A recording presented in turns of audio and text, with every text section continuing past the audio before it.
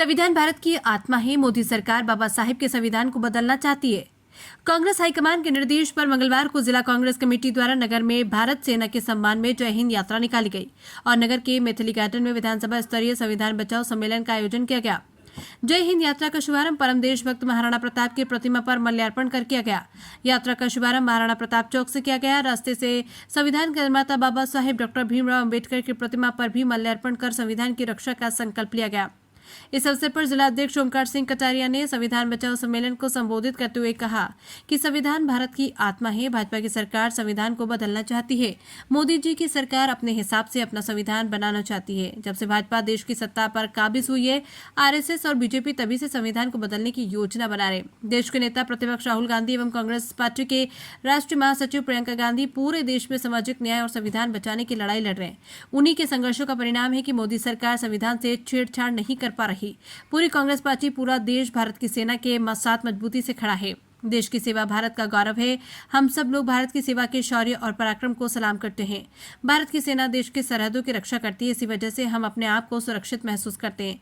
संविधान हमारे लिए पूजनीय है। हम संविधान की पूजा करते हैं। हम किसी भी कीमत पर संविधान को बदलने नहीं देना चाहें, हमें उसके लिए कोई भी कुर्बानी क्यों न देना पड़े।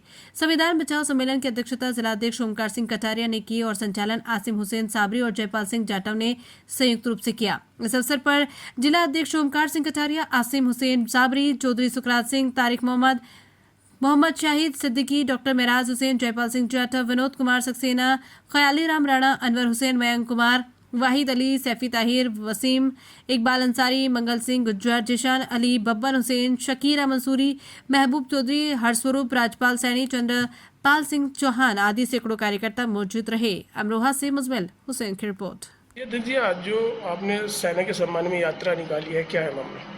देखिए, आज अखिल भारतीय कांग्रेस कमेटी, प्रदेश कांग्रेस कमेटी के निर्देश पर जिला कांग्रेस कमेटी अमरोहा ने भारत की सेना के सम्मान में हसनपुर विधानसभा में जय हिंद यात्रा निकाली है। जय हिंद यात्रा का जो शुभारंभ हुआ है हसनपुर में रहरा अड्डे पर महाराणा प्रताप चौक से किया गया। परम देशभक्त महाराणा प्रताप जी की प्रतिमा को नमन करके, माल्यार्पण करके यात्रा का शुभारंभ किया गया।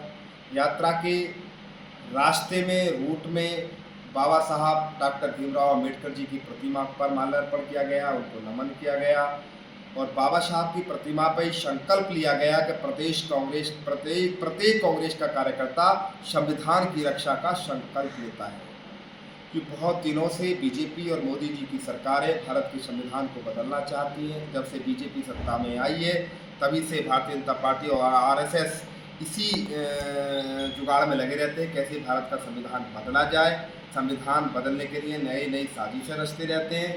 कांग्रेस पार्टी और हमारे नेता आदरणीय श्री राहुल गांधी जी, जो भारत की संसद में देश में नेता प्रतिपक्ष हैं, वो पूरे देश में भारत के संविधान की रक्षा के लिए लड़ाई लड़ रहे हैं।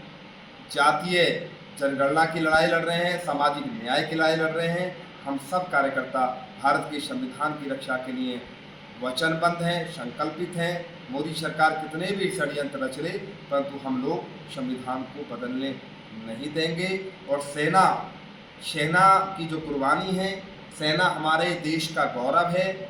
हम सेना के जो अभी पाकिस्तान पे ऑपरेशन सिंदूर चला के सेना ने जो असभ्य पराक्रम शौर्य का प्रमाण दिया है, सबूत दिया है, इसलिए सेना को हम बार बार सलाम करते हैं।